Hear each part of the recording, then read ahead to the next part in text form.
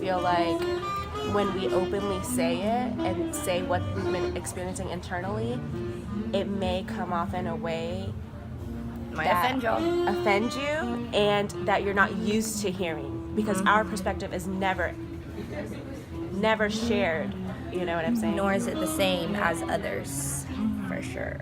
Everyone's different, of course. So when you label a whole religion as being extreme because of one or two cases that were, first of all, misconstrued, does that show a representation of Islam or hijab? No. I don't know what I'm talking like I'm talking to a mic. We are portrayed in a certain way that we're so oppressed, and you know, we have to wear this hijab and we can't leave the house and we can't drive. But the truth is, it's not because of our religion. Our religion doesn't permit any of this. If you talk with facts and not what the media portrays, how can you even believe the media? You know, Fox and CNN, they're both, you know, favoring two different political parties. You can't always believe what you hear. If you go based on facts, none of this is actually permitted. It's just patriarchy and, you know, males wanting to not give up power, and, you know, the government trying to, you know, profit, and moral authority and social privileges of men. They want to keep that in place. Power is such a thing. If you have power, would you ever want to give it away? All right. So for me, I was able to make my own choice when it came to hijab, and it kind of made me sad to see other Muslim women being forced to wear like the hijab and dress a certain way, only stick to certain colors, because I got the option, and it just made my whole journey more beautiful, and I really got to like dissect and grow into the person I have become now, and just to like see how far I've come like 10 years down the road. It's just been beautiful. The world is so vast. It's such a huge mix of cultures, and not everyone is wearing black and covering their face. Like, the Muslim world isn't the extent of like Afghanistan and Saudi Arabia and those like oppressed societies or whatever. And you know, there are like extremities in those societies. But if we look at Indonesia or Malaysia, which has a very high population, actually Indonesia is like the largest Muslim country in the world, and they don't make their women wear hijab. Like, it's their free choice. Yeah. And women that do wear hijab, they wear all sorts of colors. They're the most vibrant people that I've ever met in terms of style. Yes. So a lot of these Americans think that, you know, we're wearing the hijab because, one, to avoid contact from men, two, because it's our duty, three, because probably your daddy said so, which is most definitely right in most households, you know. But at the end of the day, in Islam, it is a commitment that you make between Allah/God and yourself. That's the true way of being hijabi. So as an American, if you have friends in school or middle school, high school, whatever age, and you know, it's like, you ask them, why do you wear hijab? Oh, because, you know, it's my dad wants me to do it, whatever. They're not oppressed. They just respect their family at the end of the day. Like, it's all about respect, you know. When they wear it for God himself, then that's respect towards him. But I don't see it as oppression, honestly. It's literally just how much you value the things in life, like what your parents' way of lifestyle is, or what your...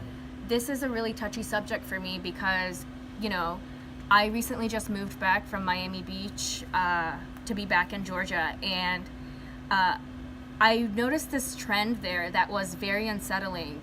Almost every single club or, you know, really nice bar above 4 stars, I have seen women get rejected at the front door because either one girl was too big, they're not pretty enough, they're not sexy enough, they're not dressed in a sexy way. I personally have been rejected once from a pool party with another friend of mine, and we were in our bathing suits ready to have a good time, and they wouldn't let us in because we weren't sexy enough. dressed sexy enough. And to me, what type of oppression is that? You know, that's very hypersexualized type of society. I think so. So, you know, referring back to being oppressed as a woman in Islam, because I wear a headscarf doesn't mean I'm oppressed. I don't wear this because I'm forced to, or, you know, I'm made to wear this, or because it says it in the Quran. I wear it because I don't want people to look at me for my outer, like how I experienced in Miami for a year. Yes, I was granted into many clubs. I was granted into many nice bars, but what did I have to do? I had to put on my heels, I had to do my full face of makeup, I had to wear a push-up bra and a tight little dress, and yeah, I was treated great, and I was let into every single club for free. But as soon as I took all of that off, I was looked like I didn't mean anything. It comes to people having this stigma around, oh, I'm only doing this for a man, I'm only wearing this, oh, are you married?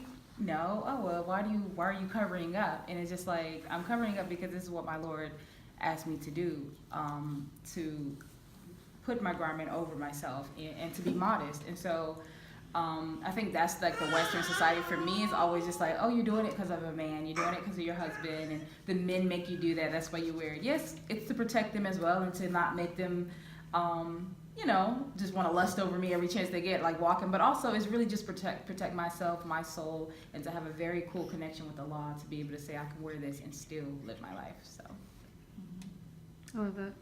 All right, so in the West, I just feel like a lot of times women see like dressing provocatively as a form of freedom, which in reality, like, that's exactly what their oppressor wants. Men want to sexualize you generally, so I don't understand how like a woman sexualizing herself and allowing a man to already get what he wants is not a form of oppression, but me choosing to be modest is a form of oppression.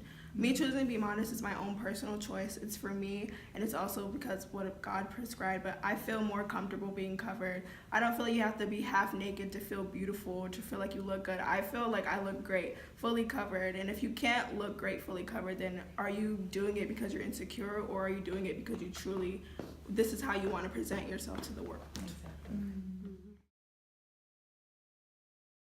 Hi, my name is Shima. I am a recent revert, as they say, to the Islamic faith.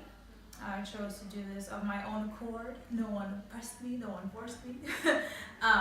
Making a joke, of course, because that's obviously what has been portrayed in the media and what most people out in the West believe about Muslim women. I come from a family of all different backgrounds. I have studied all different spirituality and faiths. And what I truly believe, like the singer Sinead O'Connor said, Islam is basically the logical conclusion to any theologian's journey. I think Islam is beautiful because it has brought me so much peace. The day that I accepted it, a sense of peace really just washed over me, and I've really been more grounded in confidence and just been a better person since, because it's inspired me to do that, but that's also what I wanted to do for myself as well, so the two really meshed really well. I did take on wearing the hijab very early from the onset because that's something that I've already done in my life previously. So whether it's the traditional one, I'm not yet at the traditional level yet, but I have wrapped my hair. I come from a Caribbean background. We do that all the time. My granny was outside tying her head in the garden, you know, things like that. We wrap our hair to protect it from when we sleep, from the friction on the fabric. So wrapping my hair, covering myself has always been something that's been important to me because of the things that I've experienced with people just having the wrong idea of what sensuality, sexuality is, the female body, things like that. This is my choice to do it this way because I also understand that, you know, our body is a living thing and so is our hair. So for me, the way that I protect my hair, the way that I protect the energies that come into me, or protect myself from the energies that come in and I interact with, is by covering. And I'm very okay with that. And sure, maybe I do want to just say what I look like for my husband, because guess what? In terms of experiencing racism, you know, wearing my hijab, I have definitely experienced a lot, especially after 9/11. You know, I remember my mom, she wears hijab, and whenever she would go out to the supermarket, me and my dad would always really, really plead her to, wear bright clothing only, no dark clothing, just because it might be a threat. And, so many crimes have happened after 9/11 to Muslim women. They have been very easy targets for people for hate crimes. And it's a really big problem, and now it's died down a little bit, but still, we're working at this gas station. I feel that if I do wear a hijab, that I will get fingers pointed at, and I have to wear this hat right now.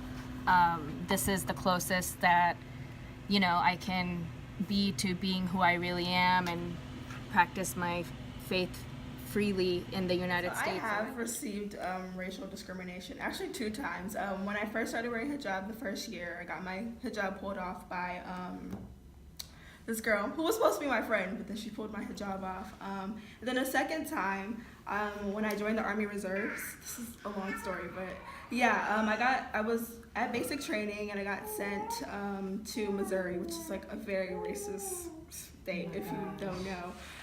And I got like threatened by a drill sergeant because of my hijab, and it was just some like crazy debacle, and like I ended up like, my parents had to like force them to send me back home, and we ended up like almost filing a lawsuit against them, but they like apologized and let me like get discharged without having to like go through all like this paperwork and stuff. But even going through that, I feel like it just made me a stronger person. I never wanted to take my hijab off because this is like a sense of my identity. Without my hijab, I'm not Hawa, so I never could take it off. Americans truly do not like making us look good at all. Not even on TV shows. And I say this so passionately because like I was explaining to Samia how I make small talk with just people, and now not being hijabi, it's very easy to get into the whole discussion of religion, especially what's going on in today's world, mostly of course Muslims, because we're on TV all the time, y'all. Even if it ain't actually us, especially you get what I'm with saying? what's going on in the political sphere right now. So sometimes I talk to people and it's like we're never not on the headlines. Yeah, we make it every day, bro. Like, I'll talk to some people who are much, I guess, older than me, whatever, and you could tell that Americans really, really listen to the news, at least more old school. When I see, how she's portrayed on the magazine cover, cleavage out, corset on, I just feel like it puts a lot of pressure on little girls and women to look a certain way. And that's how a lot of problems within them come about. And I feel like when you compare somebody, a Muslim like me, if I'm wearing a hijab one day, or if I go to, prayer one day and I'm covered head to toe, or, I'm wearing a baggy shirt, and I just feel like when you compare the two, they're very extreme. And it's not that I feel like it's portrayed negatively, I just feel like we're the outcast now because we dress conservatively, or maybe one day I want to wear a head wrap.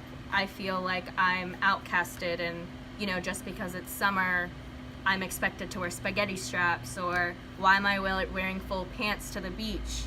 Why am I not in bikini bottom? What's great about social media is that we can use it to our advantage. Like, there's so many Muslim girls out there really speaking up in publications as well, and they're spreading the light of Islam that way. And most people are addicted to social media, so Hey, what's up everybody, this is Khadija So Motivated.